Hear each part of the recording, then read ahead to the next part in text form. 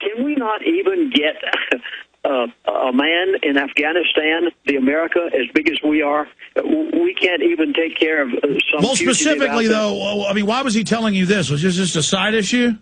It was just kind of a side issue, as if to say, hey, I knew about it all the time. Okay, well, go through the rest of your notes. Go through the rest of your notes. I mean, what else did he say we should know? Okay, let's go into Afghanistan, Pakistan, and Yemen, because this is very important. Afghanistan, Pakistan, Yemen, I said, what should we look at there? What should we consider? And these are his exact words. He said, it's nothing but saber rally. He said, don't pay any attention to it. Then we went into why this is even out there right now. Folks, please understand, Afghanistan produces 87% of the world's opium crop in any given year.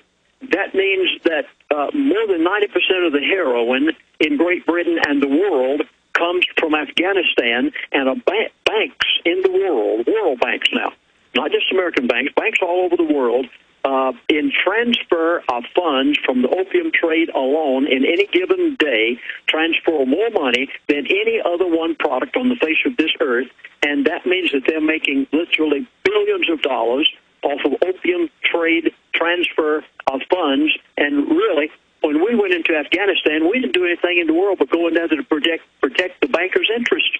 And then one of the biggest pipelines in the world goes across Afghanistan. Now, do you wonder why we're in Afghanistan? What did he say? Okay, so he was telling you this.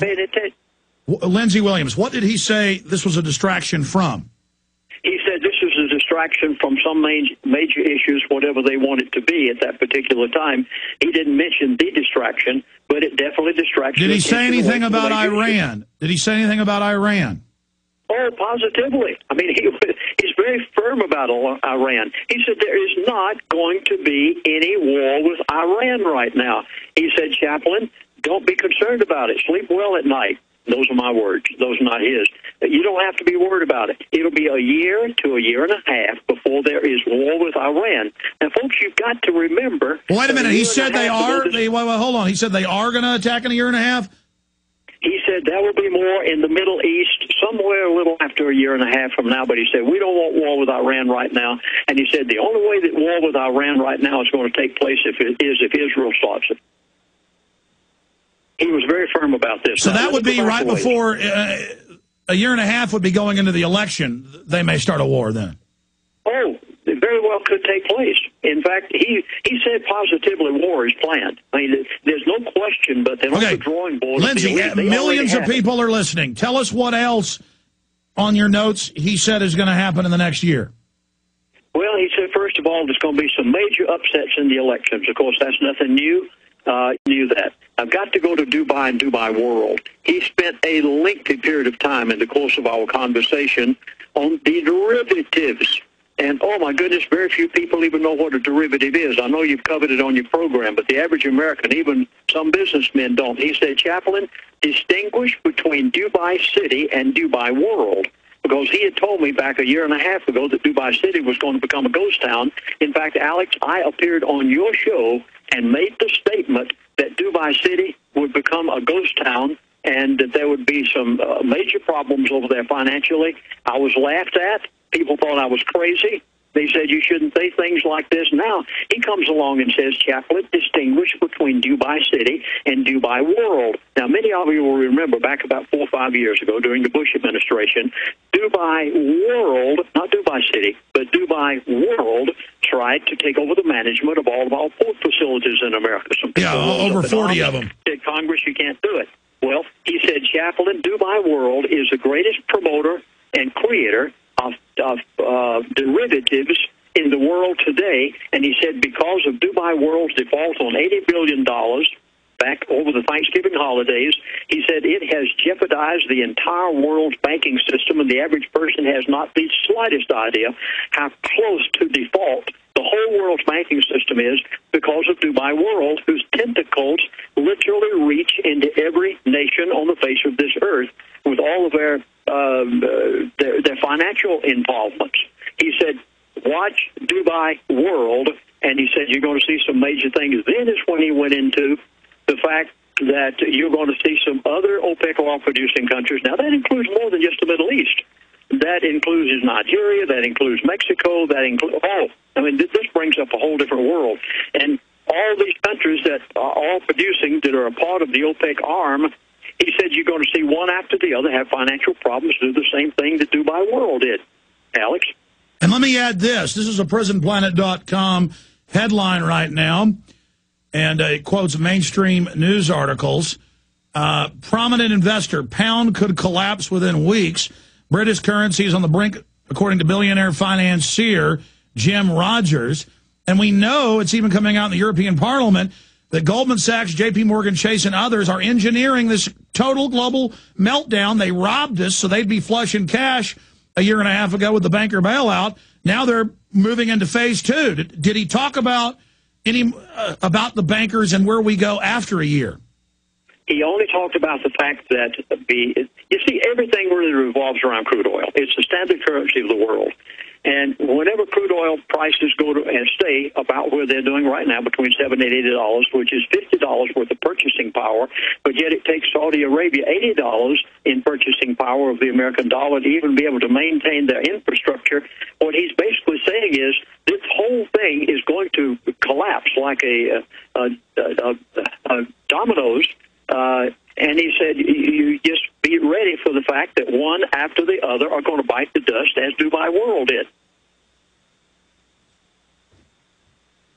So basically, everything that you've been saying on your program is exactly what's taking place. Now, let me go into the next item. He went into health care, and I think it's probably because of the fact that he's 87 years of age that he did this. But I'll just make his statement. I wish he had elaborated more. He said, the health care bill is not a health care bill. I mean, I was amazed. I'm still sitting here dumbfounded. He said the health care bill is total government takeover. And I said, what do you mean? He said, read the fine print. And I said, what do you mean?